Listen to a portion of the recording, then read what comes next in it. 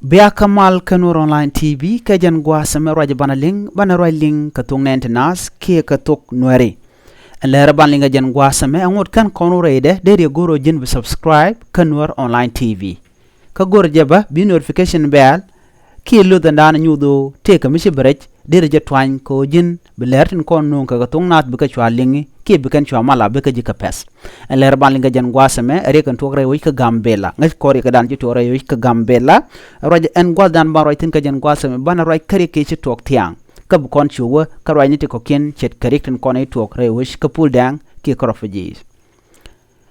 En lera banlinga jan gwa sama shalat en wone chador en shwal ke ber sep mentin warten chaja maka ber thiaaŋ ka tok thiaaŋ chala do shu kana duan ma wi pam te ka pam mugwit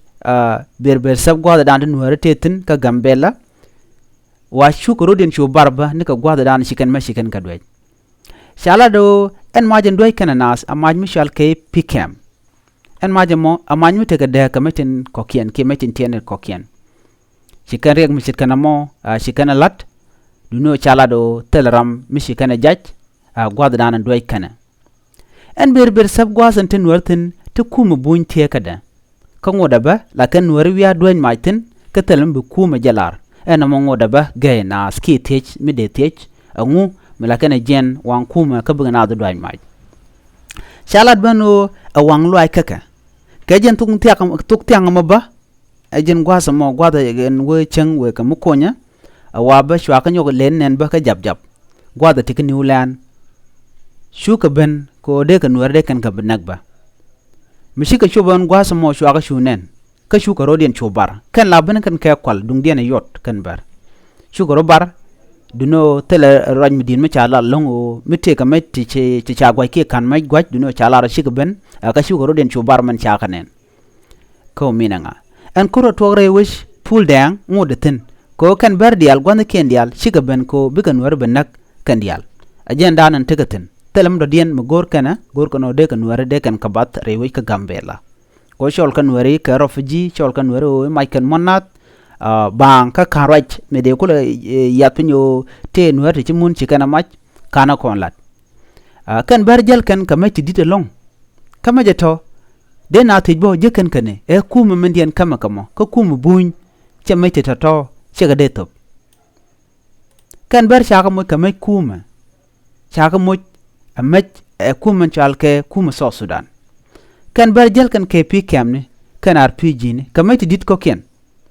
ti chikan ga de jigre wi ki Ethiopia ju kan war shu paraka rewish ka pul dang dungdo shwaka tagyok shu ramoring ne ke ban yande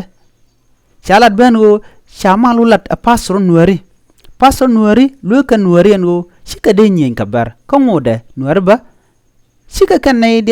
chika kan magbarto ber akan bayo ko bugan war benak amana pastor bo mishi beraka jek bo shigan ga depal de kan kanak ani ke jian dien chwa pul dang lo dwan mach akan ber ko shike de ni ken ti shikan ka nge wi ni ken non ka peng mudira long alo kan jel ka boni ko de kan ware de kan kanak rega mo churo da lat tiang kana pan ka changdar en kan ber man gor kan was me gor kan de kan werde kan kabat ajen man danan tekaten ko kan ideala kon tilan ware tindrai ka gambela bitke wi kan dong de ber de kan siang jeg mo de kan pal duno ngoro wona kan kam wo kan yam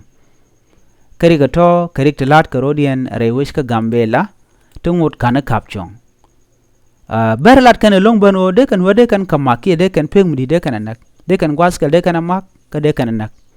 na mo lat kan long ka channel ken ki media na ken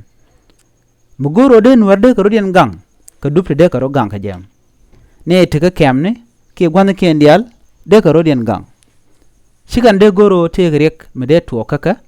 ko de ka rodien gang mi ci kuma buñ mi ci ken lo chana cheka lon ko der ka gang de na rodien gang na mo kel me de yena lingono ken kam dial tere wi ka gambela de ko den gang kene de kon la nuare de ko den gang ne de konante ka gambela shike nuer ber sep ken jab de ko den gang ba ko gang kanetek telle ngon mi shilaro de bagang ngod dia lar kan ran gang rode ti ka chuang ko de ro gang ti ka chuang ko de dorba de tek du ken de jalar namo ajan le dan de yinga jan gwasame mi jiram jidit ka jan channel me bi goro jin subscribe ko jin bi rointe ko kente banung ka kui gambel bi ka chwalingi ka kui mala ki ka kui koron kon lat ko rodien ki do ba den de no de ko nyam go jamo rewish ka gambela bi ka linka jan gwasame nuer no kana mal tel do dien mu gor kana mal dugno tikan ka chuong ko manna ka lora bang chit ke me sha kanak ka wan toa kana kanne maneken kana nya maneken reilwa kos chana na kan werzun chana bna gwasame ka ngwanyil